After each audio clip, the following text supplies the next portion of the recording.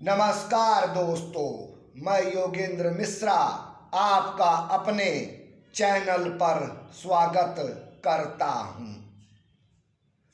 आज का हमारा विषय है जन्म लग्न और लग्नेश सफल सुखी जीवन का आधार। मित्रों, एक जन्म कुंडली बना के मैं चार्ट पेपर पे आपके सामने लाया हूं। मित्रों ये लग्न लिखा हुआ है।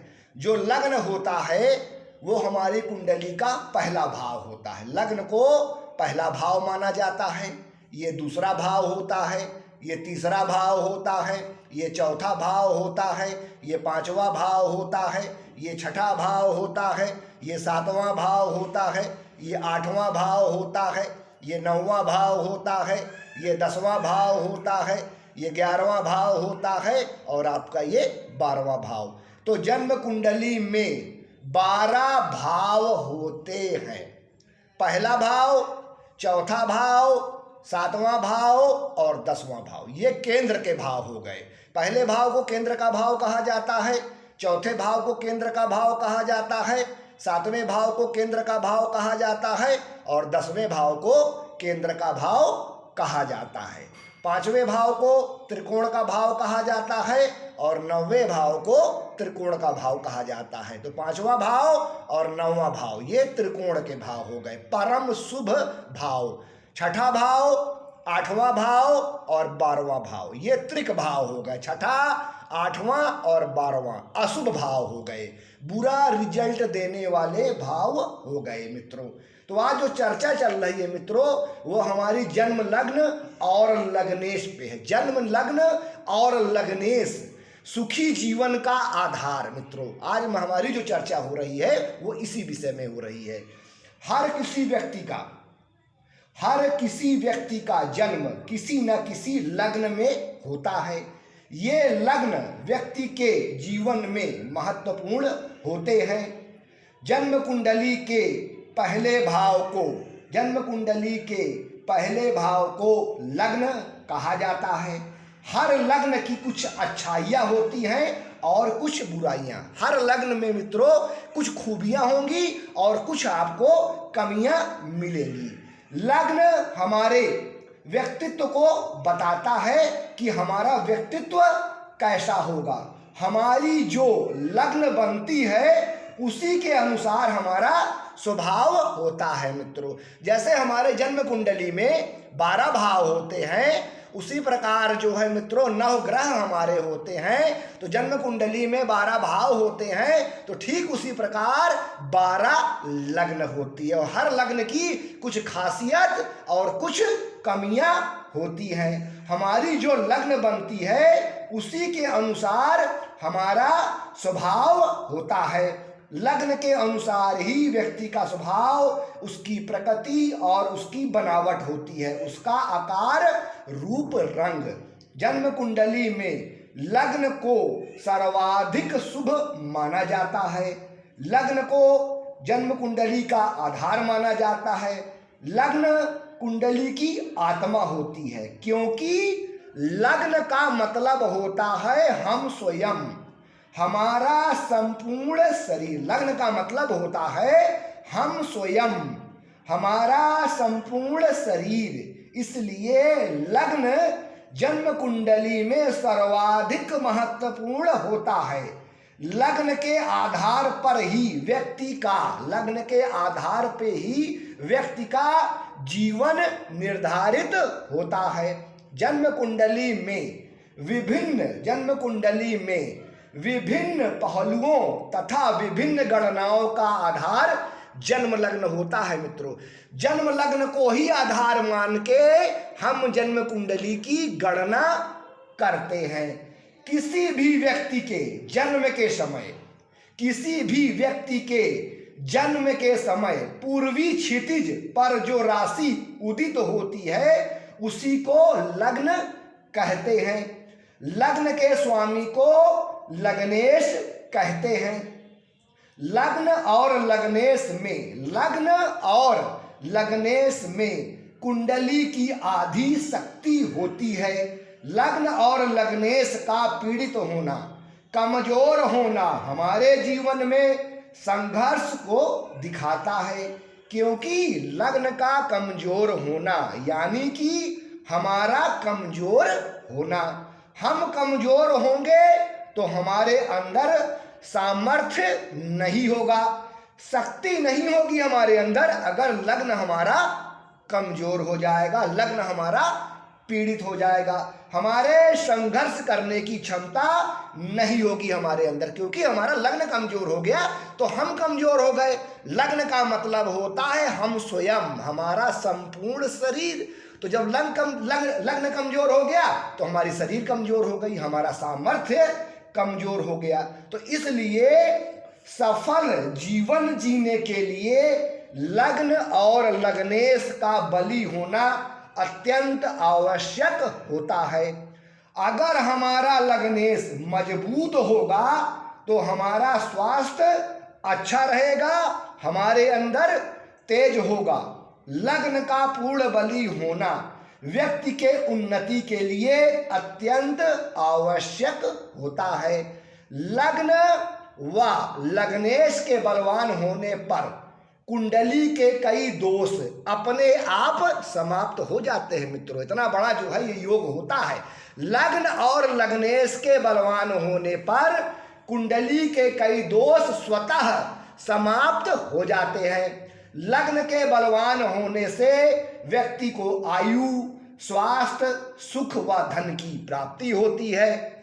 लग्न और लग्नेश के बलि होने पर व्यक्ति सभी प्रकार से सुखी होता है। यदि कुंडली के लग्न भाव में, यदि कुंडली के लग्न भाव में पाप योग बने, अब पाप योग कैसे बनेगा? जैसे गुरु चांडाल योग बन जाए, ग्रहण योग बन जाए, नंदी योग बन जाए, तो इस तरह के जो योग होते हैं वो पाप योग होते हैं। या लग्नेश, जैसे लग्न भाव में पाप योग बन जाए, या लग्नेश छठे, आठवें या 12वें भाव में हो, या अपनी नीच राशि में हो, या लग्नेश सूर्य के साथ युति बनाकर अस्त हो, लग्नेश कमजोर हो, निर्बल हो, पीड़ित हो, तो ऐसे में व्यक्ति के जीवन में परेशानियों की अधिकता बढ़ जाती है। उसको हेल्थ संबंधित परेशानियां जीवन में बार बार आती हैं और भाग्य भी ऐसे लोगों का साथ नहीं देता। लग्नेश कुंडली में जितना अधिक पीड़ित होगा, लग्नेश कुंडली में जितना अधिक पीड़ित होगा, उतना ही व्यक्ति के जीवन में संघर्ष बढ़ जाएगा। व्यक्ति के सामने समस्याएं अधिक आएंगी, दुर्भाग्य उसका बार बार पीछा करेगा, उसको हेल्थ संबंधी समस्या बार बार होगी, उसका आत्मविश्वास कमजोर होगा और व्यक्ति की इच्छा शक्ति भी काफी कमजोर हो जाती है। लग्नेश छठे, आठवें और 12वें भाव में हो, लग्नेश यदि जन्म कुंडली के छठे, आठवें और 12वें भाव में हो तो व्यक्ति की रोग प्रतिरोधक क्षमता कम हो जाती है, मतलब रोगों से लड़ने की क्षमता कम हो जाती है। जिस भी व्यक्ति का लग्नेश छठे, आठवें या 12वें भाव में हो, बीमार होने के चांसेस ऐसे लोगों के ज्यादा हो जाते हैं जिनका लग्नेश छठे, आठवें और 12वें भाव में स्थित होता है। मित्रों, लग्नेश का, लग्न के स्वामी लग्नेश का 8वें भाव में होना या 12वें भाव में होना अधिक संघर्ष और परेशानियों को बताता है। मित्रों, लग्नेश का 8वें भाव में या 12वें भाव में होना अधिक संघर्ष और परेशानियों को दिखाता है। कुंडली में लग्न भाव के स्वामी लग्नेश अगर तीसरे भाव में स्थित हो तो व्यक्ति को मेहनत अधिक करनी पड़ती है। लग्नेश अगर तीसरे भाव में स्थित हो तो व्यक्ति को मेहनत अधिक करनी पड़ती है। कुंडली के, जन्म कुंडली के लग्न में 3 शुभ ग्रह हों। अब ये शुभ ग्रह कौन से हो जाएंगे मित्रों? तो नैसर्गिक रूप से देवगुरु बृहस्पति, शुक्र, चंद्रमा और बुध ये नैसर्गिक रूप से शुभ ग्रह होते हैं, और जो पापी क्रूर ग्रह होते हैं उसमें जो होते हैं मित्रों शनि, राहु, केतु, सूर्य और मंगल। तो कुंडली के लग्न में 3 शुभ ग्रह हो तो व्यक्ति राजा अथवा राजा के समान सुख भोगने वाला और विनम्र होता है मित्रों। ठीक इसी के विपरीत यदि 3 पाप ग्रह लग्न में स्थित हो तो व्यक्ति दुखी, धन से हीन, दरिद्र, दुखी रहने वाला तथा अधिक भोजन करने वाला होता है मित्रों। कुंडली के लग्न में शुभ ग्रह हो तथा लग्न को शुभ ग्रह देख रहे हैं, कुंडली के लग्न में शुभ ग्रह स्थित हो और लग्न को शुभ ग्रह देख रहे हो तथा लग्नेश भी मजबूत हो, शुभ अवस्था में हो, यानी कि 6ठे, 8वें, 12वें भाव में लग्नेश ना हो। ये ध्यान में रखिएगा मित्रों कि लग्नेश जो है 6ठे, 8वें, 12वें भाव में ना हो, शुभ अवस्था में हो, मजबूत हो, तो व्यक्ति छोटेपन से ही यानी बाल्यकाल से ही सुख प्राप्त करता है और उत्तम जीवन जीता है। लग्न अगर वर्गोत्तम हो अथवा लग्नेश उच्च नवांश में हो तो व्यक्ति जीवन पर्यंत सुखी होता है। अब लग्न जो है कैसे वर्गोत्तम हो जाएगी मित्रों देखिए, जैसे लग्न है, मैंने मेष लग्न की कुंडली आपके सामने बनाई है इस चार्ट पेपर में। ये 1 नंबर लिखा हुआ है मित्रों, आप ध्यान से देखिए। जो 1 नंबर होता है वो मेष राशि को प्रेजेंट करता है और 1 नंबर का मतलब होता है मेष लग्न। अब ये लग्न कैसे वर्गोत्तम होगी, क्योंकि लग्न जो है मित्रों वो मेष लग्न है। अब नवांश कुंडली का भी लग्न जो है अगर मेष हो जाए तो लग्न जो है मित्रों वर्गोत्तम हो जाती है। देखिए मित्रों मैं एक चार्ट पेपर आपके सामने बना के लाया हूं, ये नवांश कुंडली है, D9 चार्ट, नवांश कुंडली। अब नवांश कुंडली में जो लग्न बन रहा है मित्रों वो भी मेष बन रहा है 1 नंबर, और जो हमारी जन्म कुंडली है, जो लग्न कुंडली है, उसमें भी जो है 1 नंबर से जो है लग्न हमारी शुरू हो रही है, और नवांश कुंडली में भी जो हमारी लग्न है वो 1 नंबर से शुरू हो रही है। तो ऐसे में जो है मित्रों जो लग्न हो गई वो वर्गोत्तम हो गई। तो लग्न अगर वर्गोत्तम हो जाए या लग्नेश नवांश कुंडली में अपनी उच्च राशि में विराजमान हो जाए तो ऐसा व्यक्ति जीवन पर्यंत जो है सुखी रहता है और उत्तम जीवन अपना जीता है।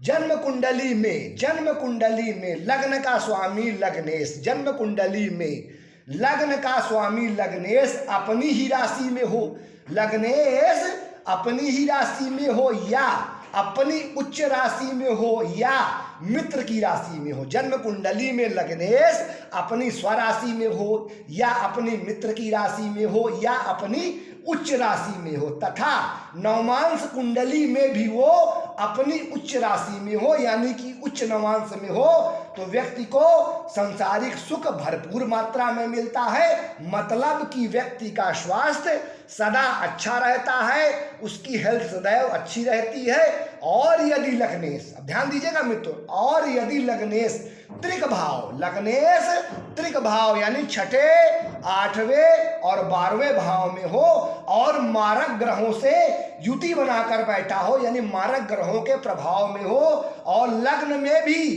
पाप ग्रह हो तो व्यक्ति सदैव रोगी होता है। मैं फिर से एक बार रिपीट कर दे रहा हूं मित्रों, क्योंकि जो सूत्र होते हैं जन्म कुंडली के ये मित्रों थोड़ा सा कठिन होते हैं, इसलिए इन सूत्रों को जो है मैं बार बार आपके सामने रिपीट करता हूं। जन्म कुंडली में लग्न का स्वामी लग्नेश अपनी राशि में हो या अपनी उच्च राशि में हो या अपने मित्र की राशि में हो तथा नवमांश कुंडली में भी वो अपनी उच्च राशि में हो यानी कि उच्च नवांश में हो, तो व्यक्ति को सांसारिक सुख भरपूर मात्रा में मिलता है। मतलब कि व्यक्ति का स्वास्थ्य अच्छा रहता है, उसकी हेल्थ अच्छी रहती है और वो बेहद धनी होता है और वो अपने जीवन में सुखी होता है और जीवन का भरपूर आनंद लेता है। लेकिन यदि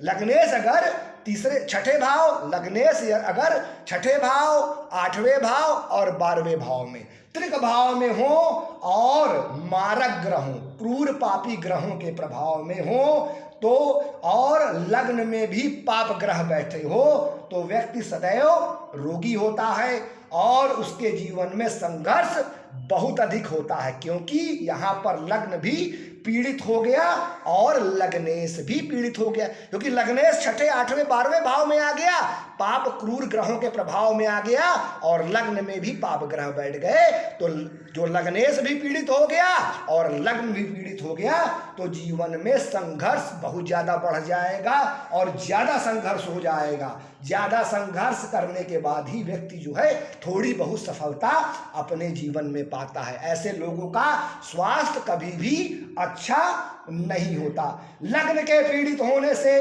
व्यक्ति के काम आसानी से नहीं बनते, उसको जल्दी प्रगति नहीं मिलती और उसका भाग्य भी उसका साथ नहीं देता और ऐसे लोगों का सहयोग भी बहुत कम मात्रा में मिलता है। मित्रों, जन्म कुंडली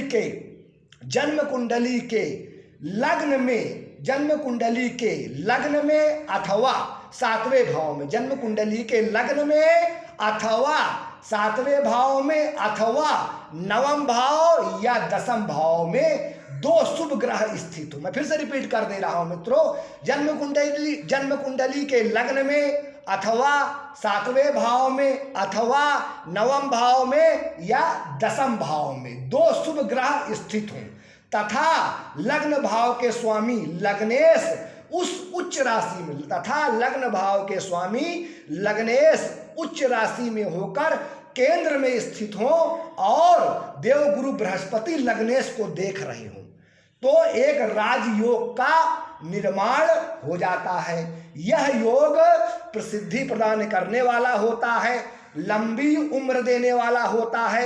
इस योग के फलस्वरूप व्यक्ति स्वस्थ एवं लंबी उम्र तक जीवित रहता है और अपने जीवन में उच्च पद को प्राप्त करता है और बेहद धनी होता है।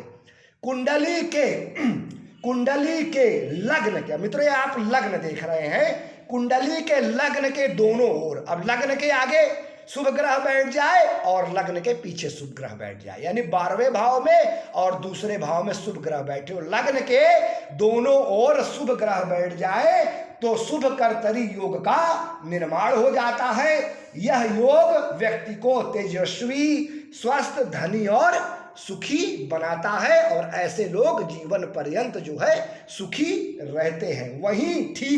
वहीं ठीक इसका उल्टा लग्न के दोनों ओर, अभी मैंने बताया था लग्न के दोनों ओर शुभ ग्रह, अब ठीक इसी के उल्टा लग्न के दोनों ओर अगर पाप ग्रह बैठे हो तो पाप कर्तरी योग का निर्माण हो जाता है। यह योग व्यक्ति को रोगी, पाप कर्म करने वाला और दुखी जीवन जीने वाला बना देता है। ऐसा व्यक्ति दरिद्र होता है और उसको अपने जीवन में अत्यंत संघर्ष करना पड़ता है। बहुत संघर्ष के बाद ही ऐसे लोगों को अपने जीवन में तरक्की मिलती है। तो मित्रों आज के लिए बस इतना ही। नमस्कार।